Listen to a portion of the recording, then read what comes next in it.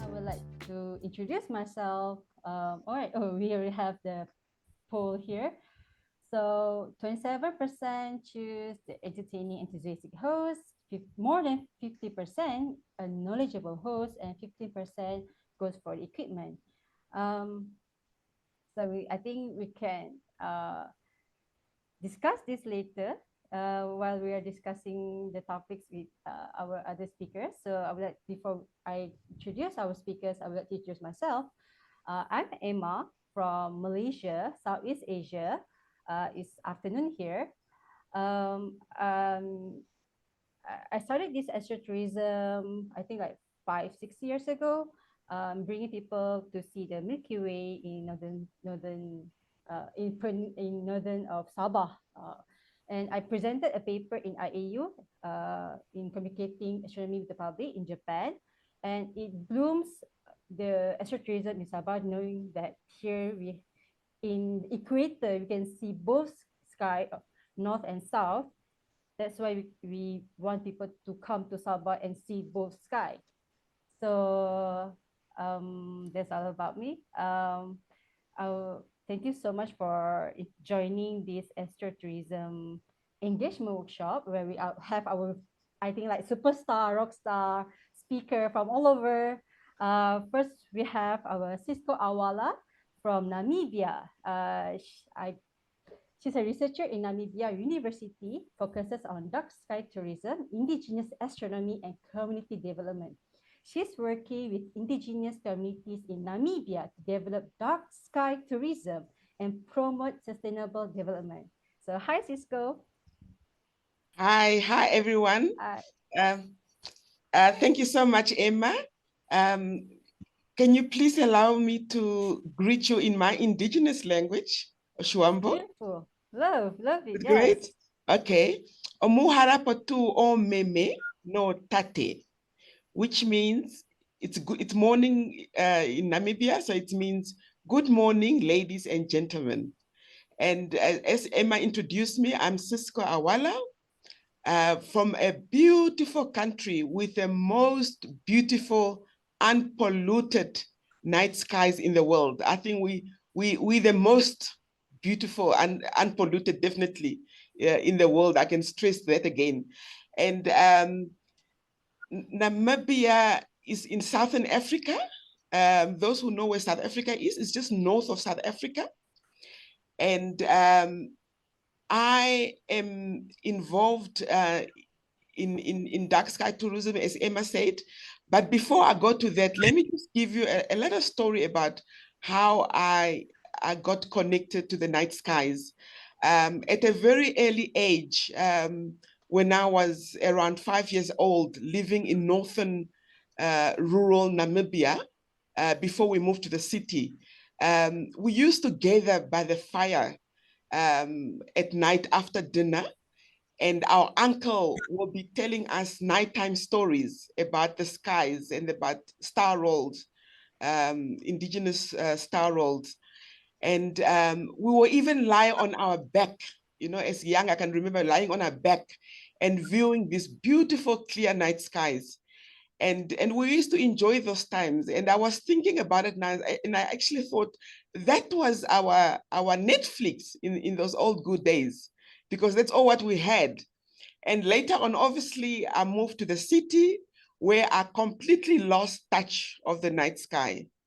And only during COVID, when I'm a tourism professional, I connected again to the night sky from a tourism perspective, because I started to realize the potential that we have in Namibia, a resource that we kind of undermined, but it's a really important resource that we have in Namibia, that we can develop astrotourism in our country that could benefit our indigenous communities in rural areas. So I got into astrotourism, and I've been doing research and documenting, working with indigenous communities in Namibia to research and document indigenous knowledge of astronomy, so we can bring it into the experience of astrotourism. As you know, as Namibia was also the first African country to have a dark sky reserve, the Namibrand Nature Reserve is the first one in Africa. But what I realized is when tourists come to Namibia, they go to the Namibrand Nature Reserve, there was no really experience of the cultural interpretation of the night sky. So this is what I'm working on, to bring the cultural aspect into it and bring communities to participate and benefit from this type of tourism. Thank you so much for a short introduction. Thank you, Emma. Over to you. Thank you so much, Cisco. And we have here another speaker from Saudi Arabia is Ahmed Al-Taher. So Ahmed is a mechanical engineer, which he combines his expertise with a deep passion of astronomy. So he's a patent holder and has worked on projects merging health, engineering, and luxury. Ahmed is a skilled organizer of stargazing and astronomical observation trips, operating Judai Stargazing in Saudi Arabia. He's also a delegate member of the International Dark Sky Association in Saudi Arabia and is joining Red Sea Global Company to lead stargazing experiences on the Red Sea Island. So, Assalamualaikum, Ahmed. Hi. Assalamu alaikum. Thank you, Emma, and good morning, good afternoon, good evening, everyone from everywhere around the world. Thank you for the introduction. You actually said it all. Thanks. So better than me, actually. I'm Ahmed Al-Zahir from Saudi Arabia. I'm an engineer, and I just joined the Red Sea Global Company as an astronomy lead guide to operate the stargazing operations around the west coast of Saudi Arabia. My starting with the amateur astronomy, I would say, is similar to all of our childhood, where we actually loved knowing the news about the stars, watching the commentaries, watching movies about it, and just get excited to see it all. Or get like that piece of magazines that has an article about an upcoming eclipse. So I would say my story is similar to everyone here. In my university time, I started to organize the trips with the support of student clubs for more of educational purposes, like the meteor shower observing, the eclipses. And after 2020, just right after COVID, which was about time to start a business, I started a business, which is today Astrotourism. And back then, we did not have the capability to perform a full stargazing trip.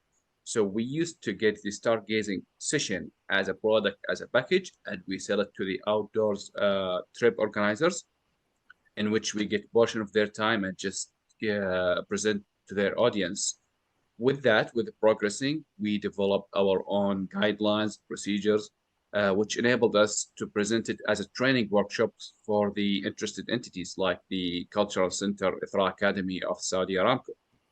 After that, with the progressing of the workshops as well, we started to engage with entities who has the interest of developing dark skies in Saudi Arabia. And we already spent over a year with them right now. And hopefully the dark sky places in Saudi Arabia will, I would say we would see the light, but it should be seeing the darkness zone maybe this year or next year. That's great, Ahmed. Thank you so much for introduction. And we have our another great speaker from New Zealand, our Adrian Vilka Barahon. He's a journalist turned stargazing expert with a vast experience in public outreach of astronomy. He has managed stargazing operations in New Zealand, La Palma, and France. Currently based in Lake Tekapo, Adrian is passionate about sharing the beauty of the southern sky. So let's say hi to our Adrian. Hi, Adrian. Kia ora all, kia ora everyone. Thank you very much for the introduction. So originally I'm an astronomy nerd. That's how I define myself. And I was not born under good skies at all. I was born in the north of France, and I haven't really enjoyed the night sky until my first travel to New Zealand. And just seeing all of these for the first time was really eye-opening. And I was lucky enough to find my way through the astrotourism business in New Zealand. So I started there. And then I worked in other places as well. I worked in the Canary Islands, and I worked a bit in France as well in stargazing operations, or at least astronomy education operations.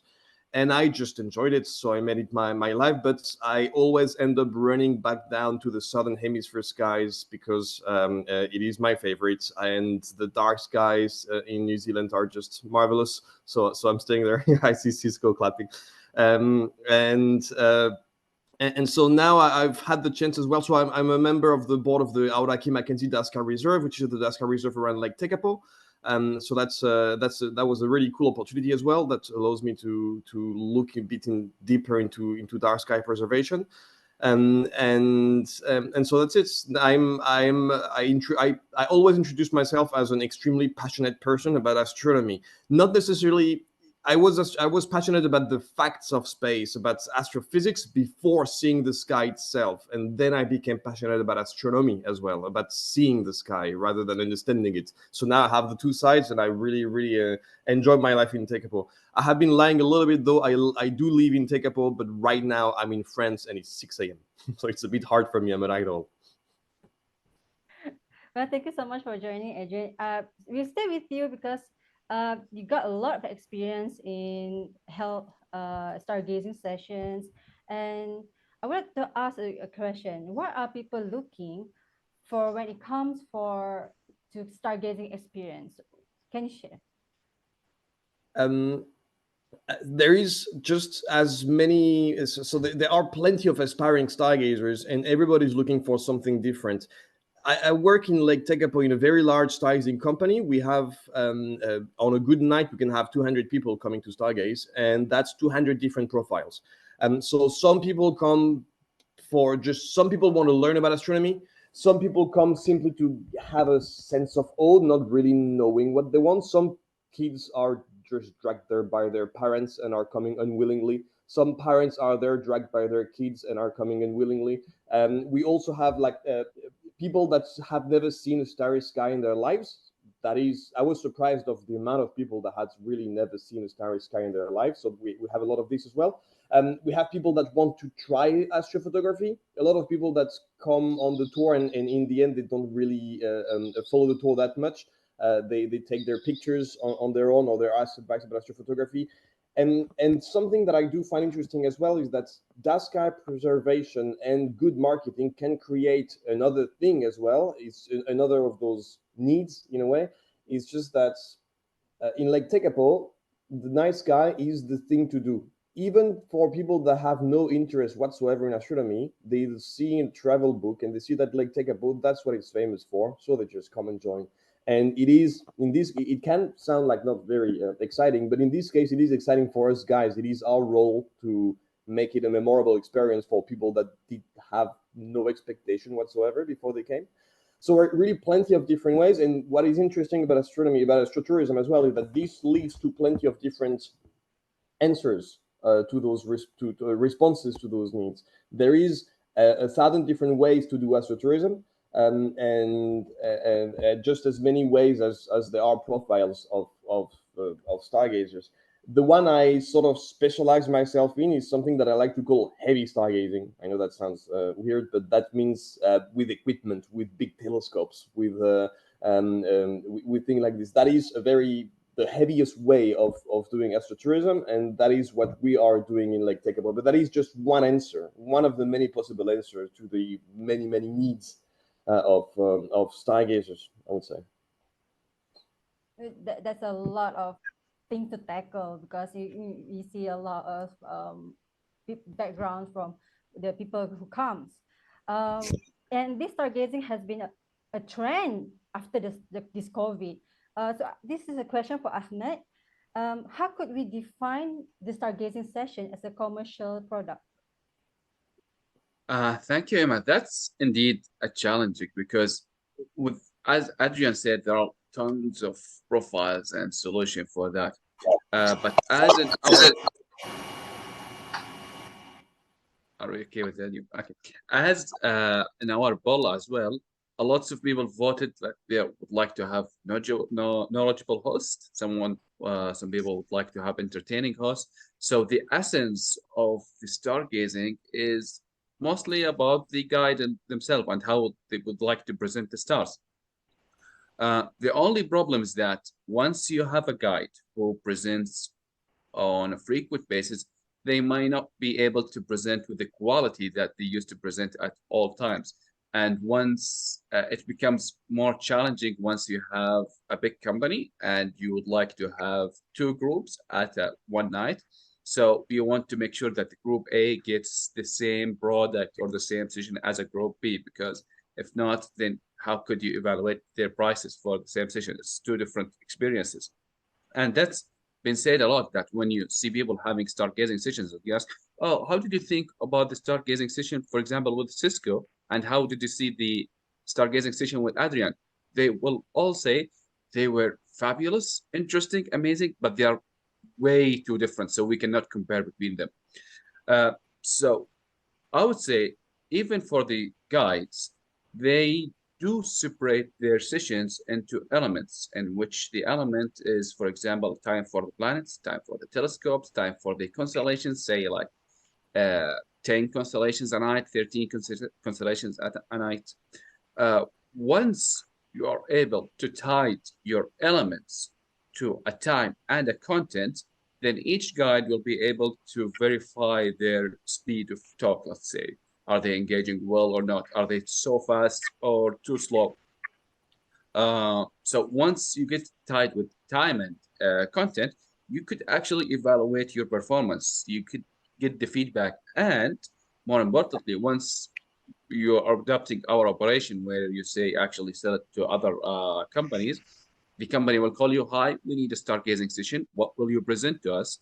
And you'll be saying, okay, we will provide you 2 hours session with XX equipment, and you will be able to see the planets for a few, let's say 30 minutes. We'll explain 10 constellations, and you'll define elements for them. And we'll have some time to use the binoculars, and you will have time to listen to stories.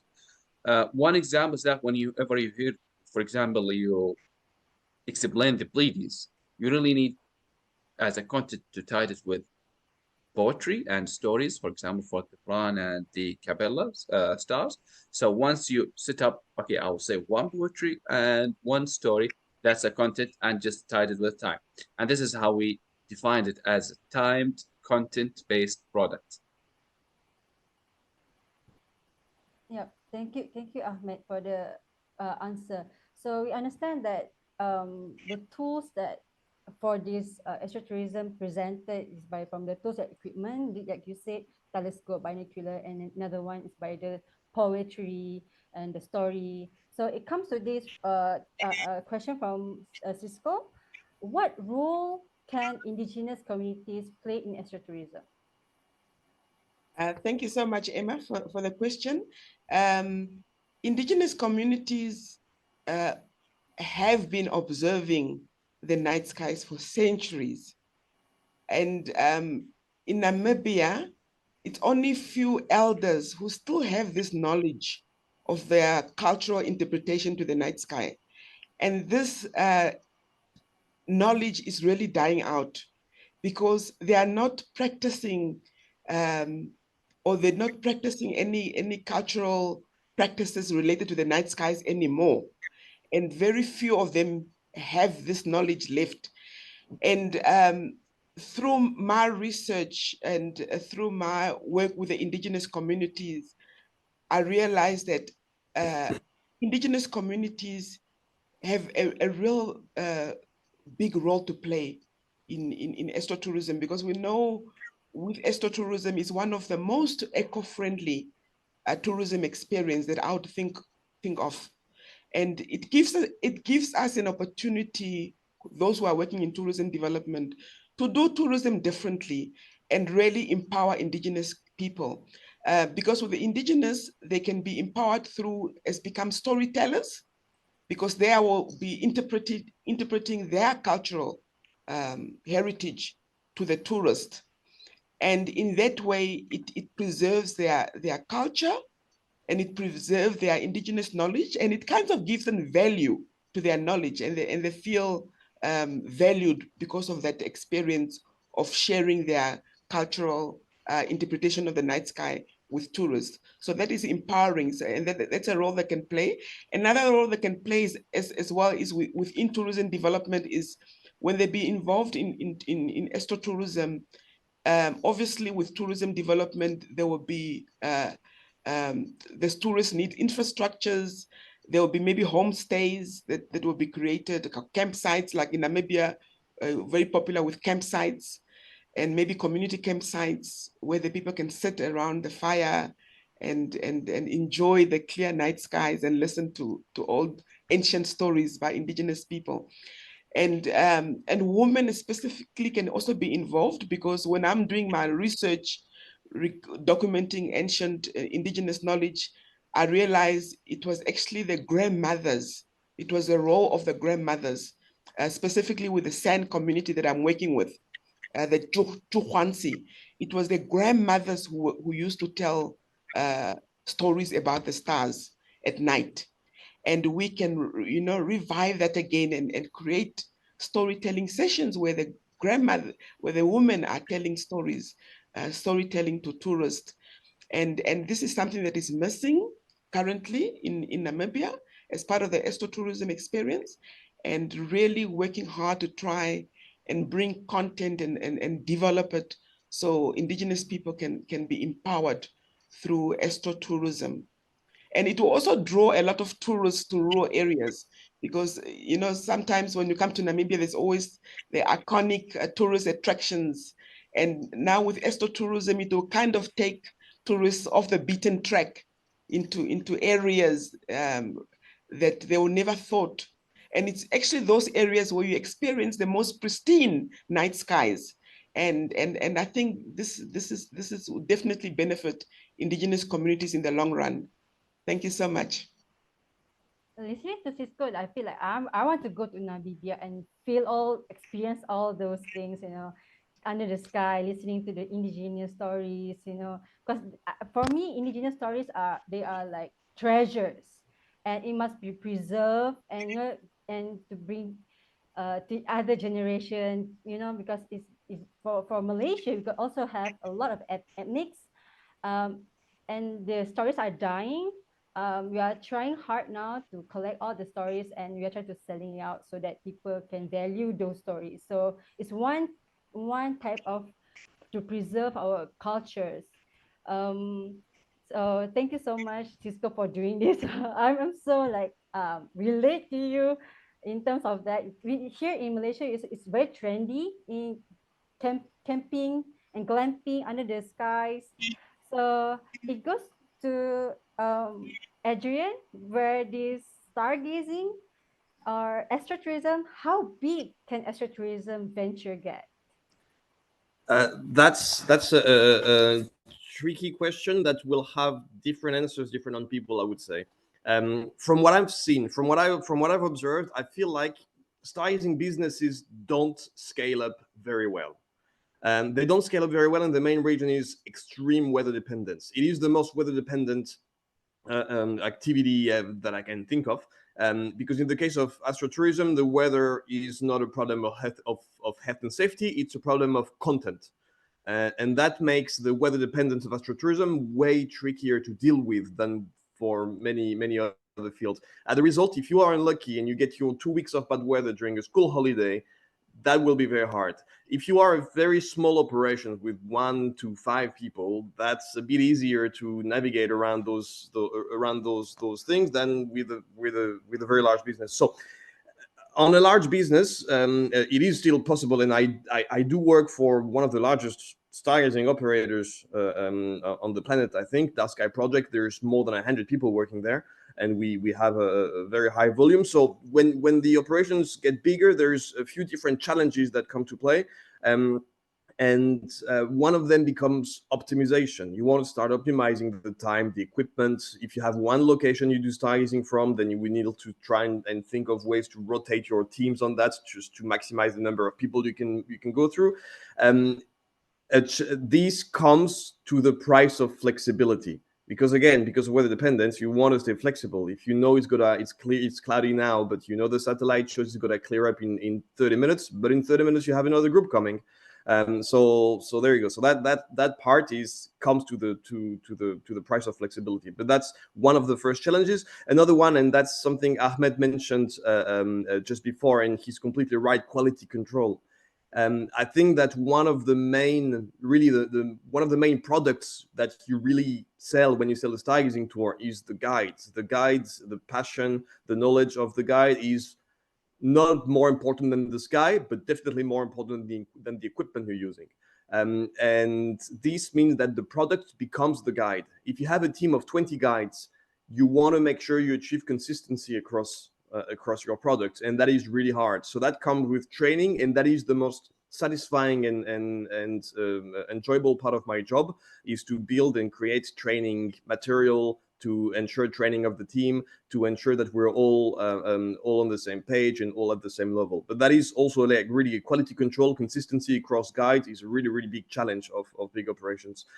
And then the last one as well is just a business case of revenue, and especially revenue under cloudy weather. A big operation, a big company may have the resources, the money to create programs or to create a venue in case of bad weather. So in our case at DarkSky project, we have a sort of planetarium. It's not really a planetarium, it's a cinema screen, but that's the idea. So that costs money. Not everybody's got a planetarium. And but finding ways, finding terms and conditions. What do we do when it's cloudy? Do we get people the choice? How much do we refund them? And because of course the stargazing tour is not as expensive as the planetarium, a lot of things here and there. So there's a cursor to put between revenue and customer satisfaction and things like this. So that is also a big challenge that comes with bigger operations. So in general, because of this weather dependent, I would say that they don't scale up very well. And I've always seen that they never scale up with keeping their high quality.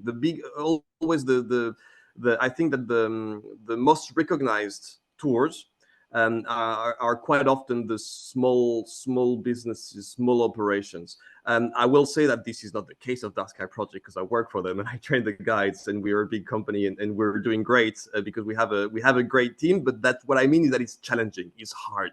You don't scale up a stargazing business just thinking about making money. You want to make sure that you keep passionate people, like that you keep. It's going to be always tempting for a company to just go for the cheapest option, and you don't want that. You want to make sure that you got the right people. And I know some people in this chat following us here, hi Luca, that are having small operation businesses, and that's how you keep the passion alive. And it's challenging if you scale up. Yeah, that's for a big company when it's cloudy. It's maybe it's easier for you guys, but for like a small company, if Ahmed or Cisco, if you have any like experience if it's cloudy before this, and what do you do? That is like, that is a question. Uh, Sometimes we say sorry to the people. Sometimes we present it with the planetarium, as Adrian said, we bring small screen because our operations depended on a small amount of people.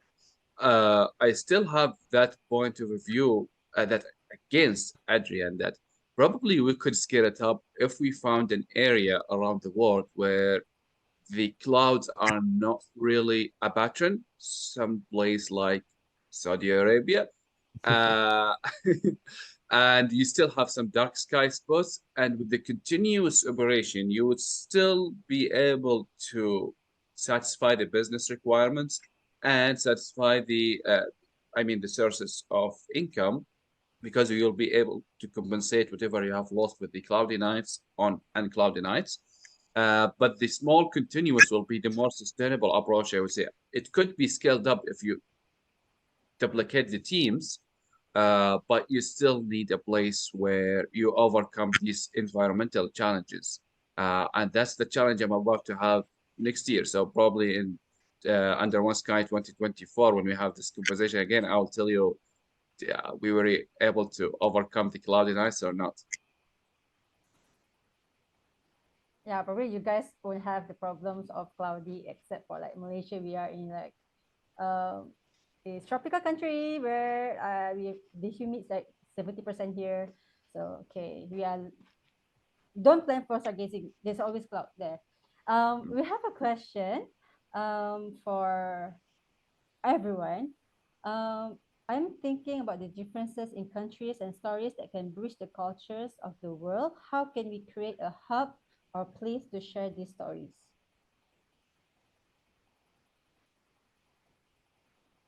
Maybe Again, I don't think I heard it well. uh, this year, I am thinking about the differences in countries and stories that can bridge the cultures of the world. How can we create a hub or place to share these stories? Okay. Would anyone like to take this one, or Maybe, Okay. yeah, Cisco? Okay, I can try. I think especially when it comes to astrotourism, storytelling is really crucial in the experience, because tourists now are looking for more than just um, coming to watch, to experience the cultural, the physical cultural attractions or the animals. They want to really engage with people and listen to their stories, and that is transformational. It provides transformational experiences, and I think it will be so interesting with astrotourism, that because each region, each area has their own story. I'm sure there's ancient stories in each country and in each region. And imagine going and hearing different interpretation of the night skies from different parts of the world. I mean, that would be so beautiful. And then as you see, you might even find some similar stories or some similar link in some of these ancient stories that they will have in interpretation of the night skies. Obviously, like for example, the research that I'm doing with the sand communities, they use the moon as their hunting information guide. And in other indigenous communities, they might have used the moon for something else. So those are the kind of stories that we need to preserve and try to share through astrotourism experiences, so we can provide transformational touristic experiences, and that will transform people's lives and people's experiences while visiting different destinations. I hope I was able to answer the question. Yeah, it does. Thank you so much, Cisco. And there's a good question from the chat. How do you make astrotourism accessible to people without expendable funds? How do you make astrotourism available to people who are different able?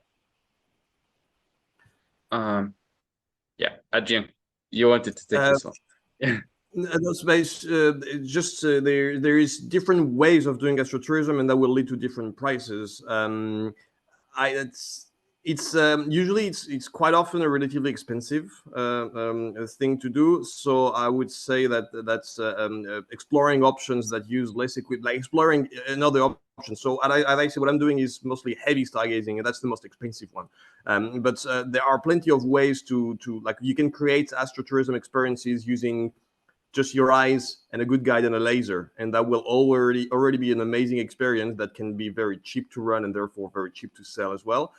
So I don't think I'm the right person to answer really, because I've been doing mostly heavy stargazing. So maybe Ahmed, you have another view on that. Thank you, Adrian.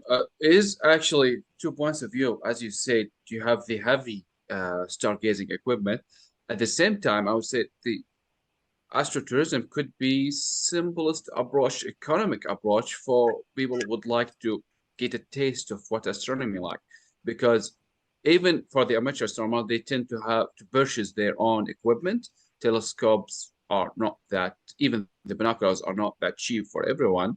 So probably the stargazing experience are actually an economic option to try different taste of stargazing or different themes, I would say, because most of us will either adapt astrophotography or history, just the looking at the stars. So everyone has their own theme, and you don't want to commit to a large expenses before actually trying some of them. So I would say try the astrotourism to save, or know actually where your passion is instead of focusing on tools. The other way around is for people who actually don't know about the stars and they still would like to experience. and as we are in dark sky movement, we would like to bring this dark skies to the world. I would say there are tons of people who really wish to get a stargazing session without actually being able to pay for it. So in Judea Astrotourism, we started to have a consultation product for the entities in which partially the profit out of that goes for trips to the charities, to the schools, whom we don't actually take any payments from. So that portion of the business support the other business, so to enable more chances to these people. And it's still a big question in my head right now in my new role, because at 3C Global, we will be big hub. So lots of astronomers would like to come and just see the stars in the dark sky zone around there. Uh, they are beneficial for us, for the community, for the growth of the dark sky movement. Should they pay for the stargazing session or not? That will be an answer to be, that will be a question to be answered in next year. Thank you, Ahmed. That's a second question to the question just now, which is have you ever like for me, I have experienced someone came who is half blind, almost blind, and he wants to look at the telescope, and I was like, okay, I give way to him to look at the telescope, but have you guys ever faced the different ability people group to one who wants to experience stargazing?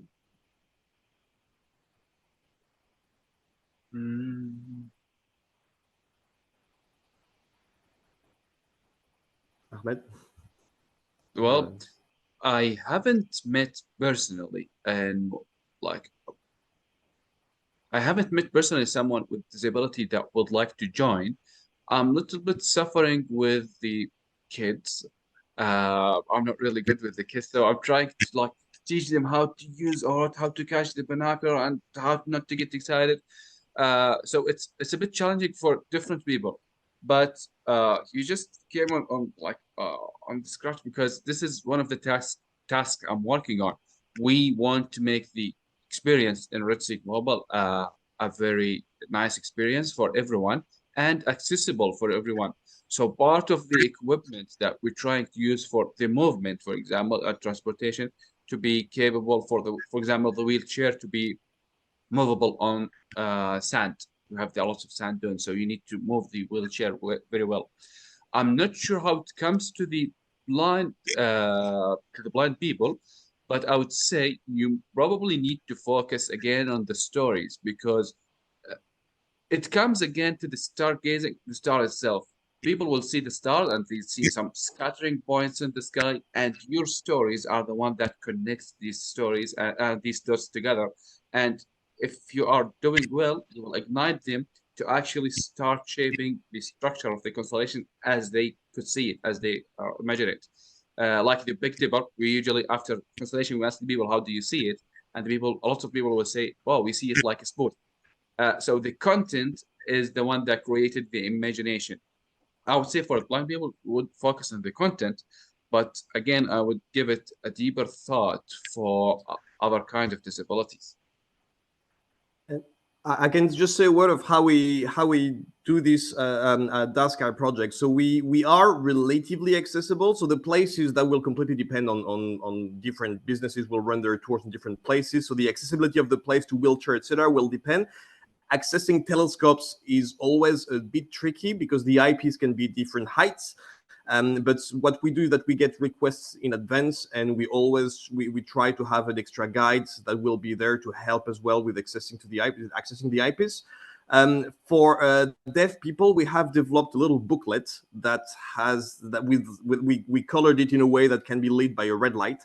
And this booklet will go through the objects and the elements of the naked eye presentation that we usually do. So we have this booklet, and there's a guide that will be helping as well, showing in which part of the booklets the person has to read to follow what they're seeing on telescopes or what the guide is showing with lasers. And when it comes to visually impaired, stargazing is a visual experience. It's like visual is a big part of it.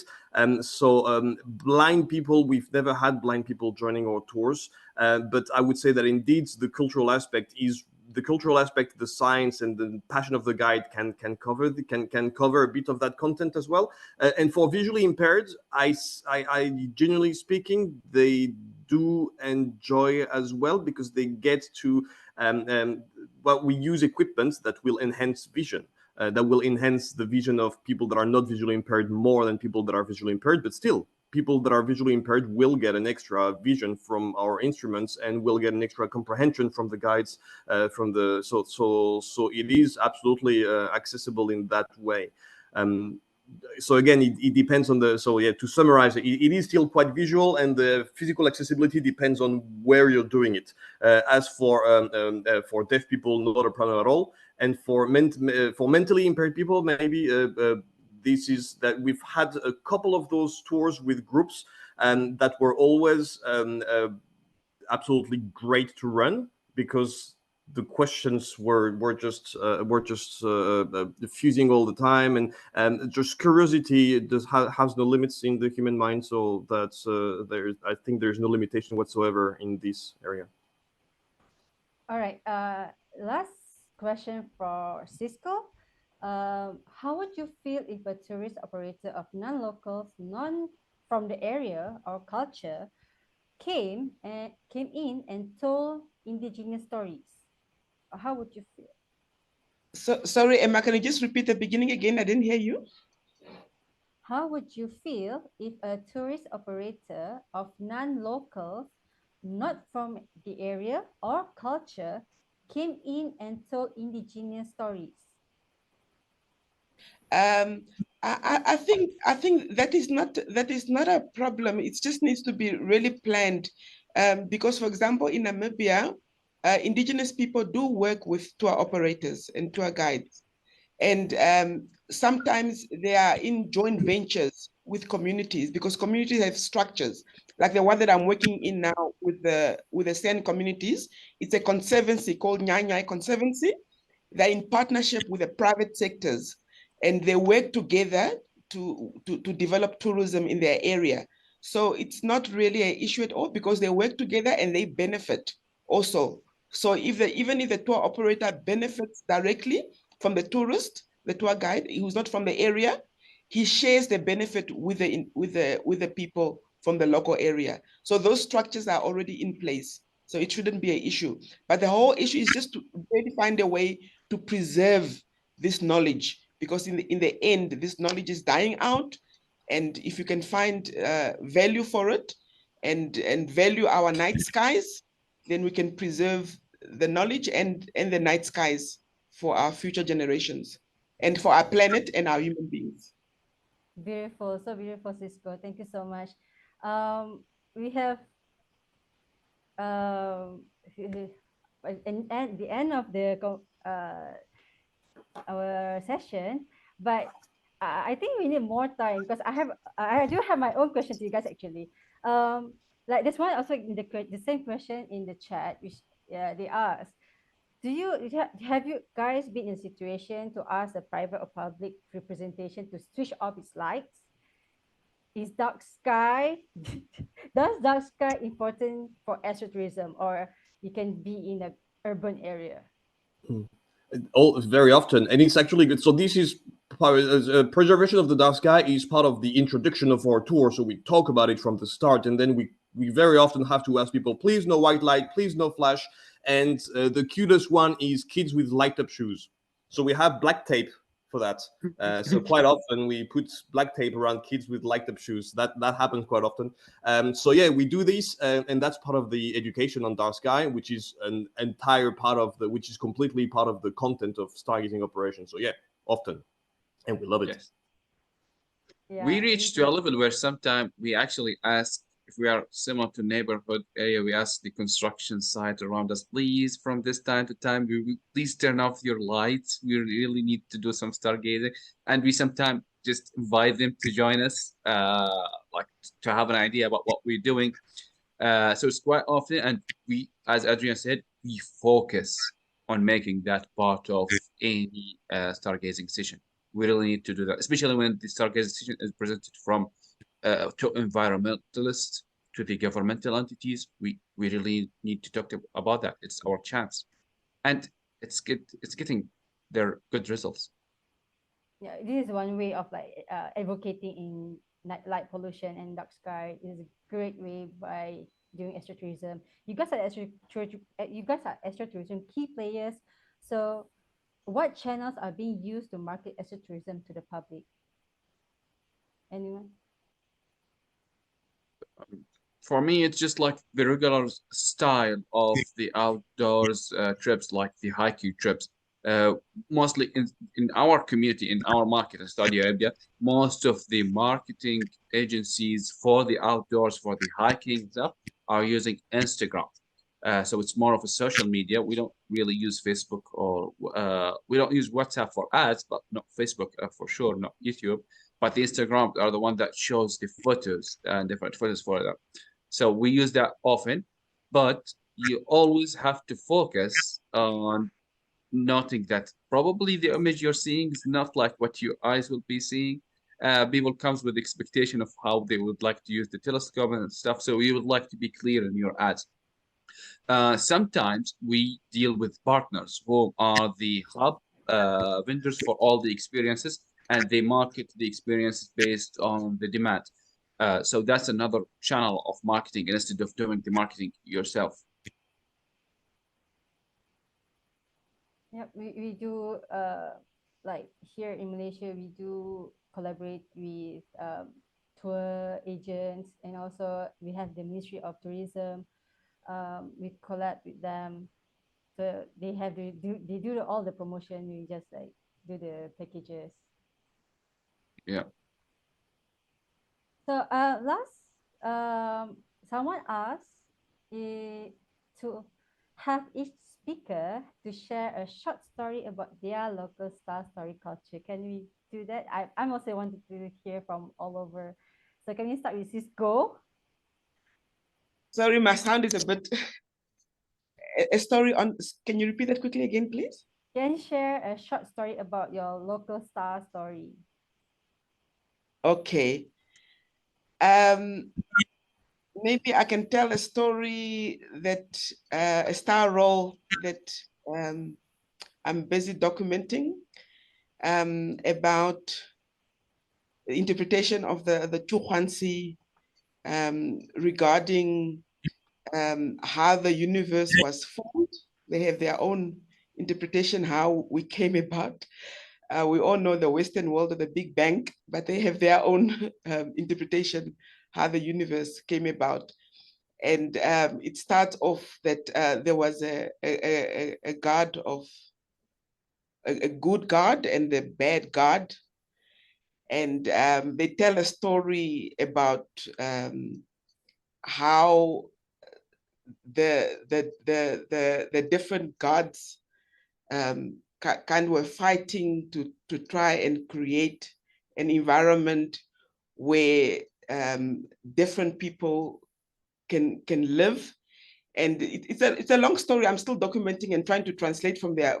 But the whole thing is that they tell different stories, trying to interpret or try to find meanings of the universe.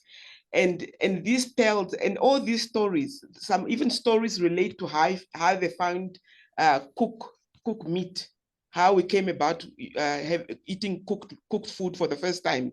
And they tell of a story about a man, an old man who started the fire for the first time, and he made they give homage to a certain star and the name of the star. So it's still preliminary. So I'm still doing this research. It's still preliminary. So I'm collecting all these stories, trying to interpret them, trying to figure out what relation it makes to the Western knowledge of which star they are talking about when they're talking about the morning star, because they say in the morning they as a man, as a sun man, he has to get up before the morning star gets up, because he has to indicate that he's a man.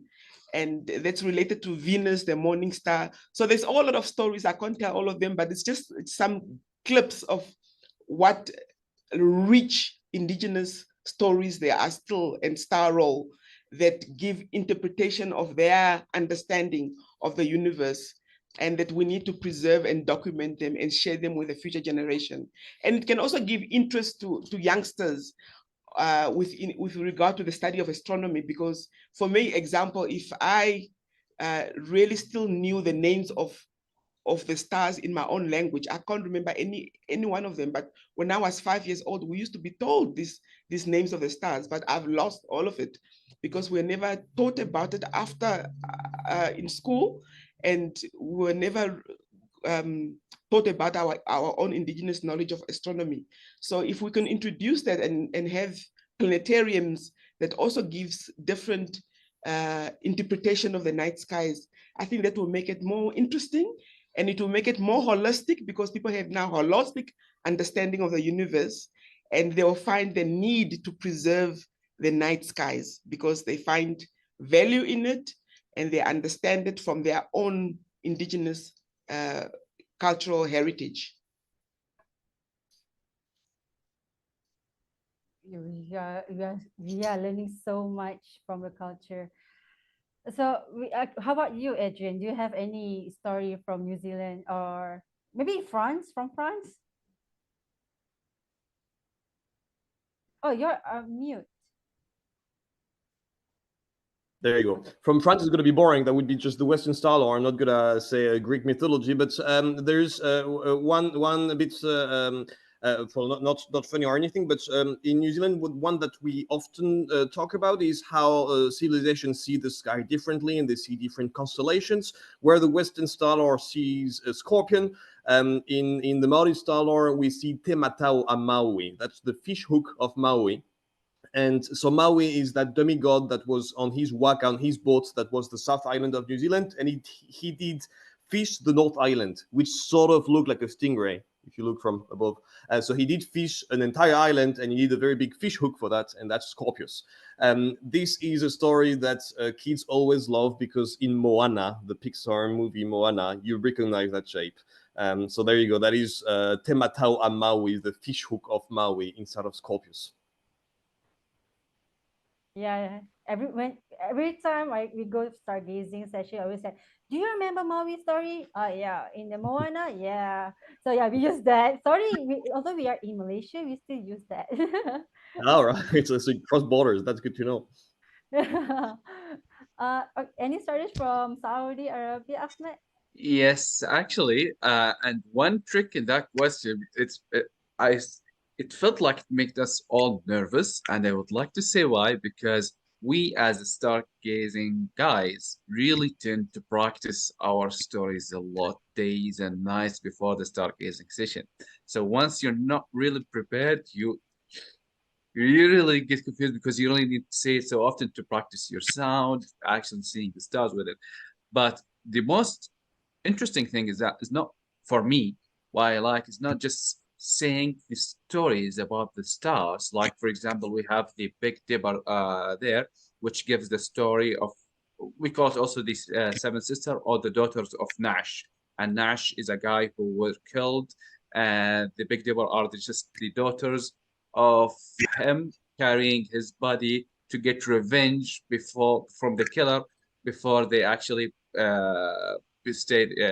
complete the funeral. And the killer is the Polaris star, which is actually the name of Juday.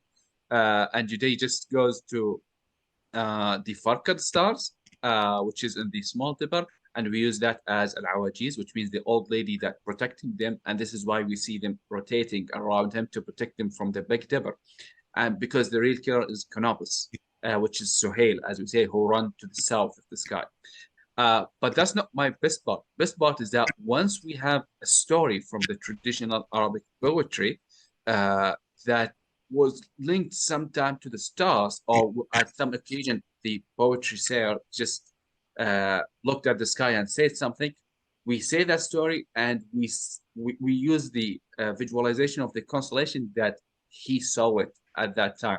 So for one example, we have the story of Nuzaret, who's actually a poetry who tried to make money after a poet, and he had a fight with his wife, and migrated from Baghdad, which is currently in Iraq, to Andalusia in Spain.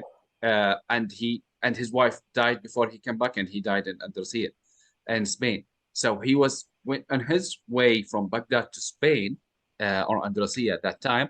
He used to say, "أستودع الله لي في بغداد قمرا بالكرخ من فلك الأزرار مطلعه," which literally means I'm saying goodbye with God protection for my moon face wife, which rises from Al-Karkh, which is a neighborhood in Baghdad, which rises from Al-Karkh in the path of the buttons, which sounds tricky in English now, but he's trying to say that goodbye to my wife in the east, that her face is the moon, that rises in front and on the upper side of the buttons, which are actually the planets of the sky that are rising or like lined like the buttons in the sky, and they are the most lit objects in the sky. And his wife face, like the moon, is more lit than all the planets and the stars around the world.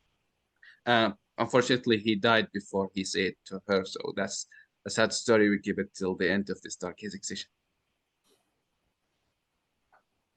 That's the first time I heard about the Pleiades, the daughter of Anat. No, we have different one. We have also like the when some poetry Royal Place lost his war, and he was saying, I didn't translate that, but if you had the time, like وليل كموج البحر أرخى سجوله علي بأنواع الهموم ليبتلي فقلت له لما تمطى بصلبه واردفع إعجاز وناء بكالكلي. That's a long time, but he was describing the Pleiades as if they were hanged in cotton ropes to a mountain called Jebel here in Saudi Arabia, and they are not moving. So he's describing that how the stars are fixed in the sky and the time is not moving, because they used to calculate the time with star movement. So he lost a war at that night, and he was just upset with it, and he was just trying to move the night, and just waiting for the time to end. And he was describing the stars are fixed; they are not moving. This is how the night is long for them, and different stories about that. So it gives a sense where the people how the people actually interpreted stars and their own lives. I really need to brush up my Arabs. Okay, last question for you guys. You guys got a lot of stories in astro the culture. Who relay this to the guides? I mean, who train the guides? Who do they have? Do they need to have capability? No, the backgrounds, or do the stories like Cisco? You have the indigenous there, who has the original story, but how can you say that's original, that's not original, and you know the stories are like all mixed up, especially the nowadays modern days, and how do we get the original story? It is definitely a challenge when it comes to authenticity now, and different people telling their interpretation and changing the stories. But the idea with our project is actually to develop, when we document these ancient stories, because in Namibia we have different regions and different indigenous communities in different regions, and they all have different stories. So when you come to Namibia, you come to the south of Namibia, you listen to a different interpretation of the night sky. You go to the central, another interpretation. In the north, another interpretation. So it's actually to document them as from which region and from which indigenous communities, and find ways, because we're working with conservancies, so find ways that the ownership of these stories belongs to the community, and whoever wants to use them has to deal with the indigenous communities, because it's their intellectual property, it's their heritage, and they have to deal with them and how they want to use their knowledge of indigenous astronomy for tourism purposes. So it's to develop for the community to actually work with also local guides, because in different indigenous communities, they have guides, the local guides. And this content that we are developing is actually for content for these tour guides, because the current tour guides don't have any content to do with indigenous astronomy. It's only the Western astronomy that they are sharing with tourists, and tourists already know about that. And tourists are looking for something different, something authentic, something that they can relate to the place they visit. So it's try to develop now this unique stories that are related to the area that you visit, and for the ownership to be with the indigenous communities. Thank you, Cisco. Like Adrian, you are in a big company. So how do you train these guides? How you get the knowledge and to train these guides to not develop, like to relay the message to the participants who come. We are lucky to be part of Astrotourism, which is so Astrotourism is one of the most important iwi, most Maori tribes of New Zealand, the most important one of the South Island. We're part of them. We're part of that group. So they do give us they do communicate to us many cultural aspects, many stories. It is still an ongoing hunt, sort of, because if we do it wrong, that's not good. If we tell the story of another iwi, that's not good either. So it is an ongoing hunt to go and get to go and ask for them to send us people, to send us cultural experts that will communicate with us cultural elements and stories of the Maori iwi. But so we're part of an organization that does have that power, that's possibility to share stories with us. So that's how we do it for the cultural aspect. Really, we rely on our headquarters, on our headquartering company. Right. Thank you, Adrian. Actually, we have Connie Walker here, and she said you and a team of people just held a symposium in La Palma. Yeah. So, yes, Adrian, you want to say something? Sorry. Say again. I've missed what you said. Connie Walker is here. She said a team of people and Connie just held a symposium in La Palma. Yeah. It's not a comment. It's just it's not a question. It's just a comment. It's just for Adrian. I didn't mean to take up any time here. I'm sorry. Oh. No worries. Well, it was a thank you. pleasure working there. I did not have any cultural I haven't worked there long enough, and I don't remember many of the cultural stories. And it was really science based, because I was quite often operating from Roque de los Muchachos. I was visiting the GTC and things like this, so it was quite science based, but really great experience in La Palma. Yeah, I would like to go to La Palma also. I think I would love to go to all of your countries and like experience the stargazing, because you guys are like key players. You guys have experienced it. Oh my God. Thank you so much for the inputs, everyone. Actually, the beautiful speakers. Thank you. There's a lot I learned, even myself. I learned a lot from you guys. Thank you, everyone here who's with us. We shoot around 30 minutes already, past our time. And yeah, we mumble a lot. I'm so sorry with my pronunciation. I think that's it from us. I think, yeah, I think we can end our session. See you guys again in another one. Bye-bye. Thank you. Clear skies, everyone. Yes, thank you See so you in much. Pleasure Namibia. meeting You you are all. all welcome to Namibia. Yeah. See you in Namibia. Thank you so much. This was great. We'll Welcome see to you the in Southern Namibia. Skies. Let's go. Thank you guys so much. Thank you. Lovely panel, and we'll see you for the rest of the talks. The next one's at 3 a.m. for me, so I'll see you there. Adrian, hopefully that's at a better time for you. Oh. Oh, he's excited. Excited. Want to go to Namibia? Yes, come to Namibia. Let's go to Namibia. Oh. What a cutie. So cute. This is my first So cute. one. Next gen DarkSky Defender right there. Yeah. I named him after a star called Sai in the Orion. Oh, cute. Thank you, everyone. I'm off to the airport. Oh you. yeah, Oh, safe yeah. travels, Thank you, Cisco. Cisco. Enjoy Hawaii. Cisco. Thank you guys all so much for being a part of this. I'm gonna end this now so we can all go to sleep or wake up, whatever time of day it is. Thank you. Bye everyone. Have a good day. See you later. Thank you all so much.